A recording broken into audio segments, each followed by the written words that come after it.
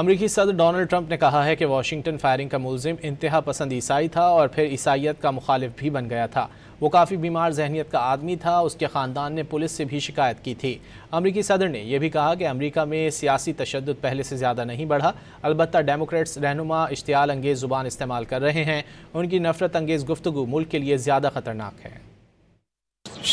He's radicalized. He was a Christian, a believer, and then he became an anti-Christian, and he had a lot of change. He's been going through a lot based on what he wrote.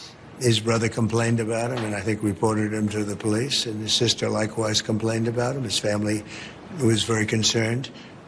Probably a pretty sick guy. You know, you go back 20 years, 40 years, 100 years, 200 years, 500 years. It's always been there. People are assassinated, people are injured, people are hurt, and I'm not sure that there's any more now than there was. I do think that the hate speech of the Democrats, much more so, is very dangerous. I really think it's very dangerous for the country.